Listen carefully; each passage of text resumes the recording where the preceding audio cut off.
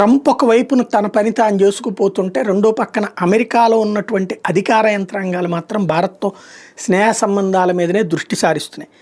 తాజాగా ఓ పక్కన ఈ మళ్ళీ 25% ట్యాక్స్కి సంతకం పెడుతున్నటువంటి సందర్భంలోనే ఆర్థిక మంత్రి స్కాట్ బెసెంట్ కీలక వ్యాఖ్యలు చేసుకొచ్చారు. భారత్ ప్రపంచంలోని అతిపెద్ద ప్రజాస్వామ్య దేశం, అమెరికా కూడా అతిపెద్ద ఆర్థిక వ్యవస్థ, చివరికి ఇరు దేశాలు కలిసి పనిచేస్తాయని ఆశిస్తున్నా అంటూ చెప్పుకొచ్చారు.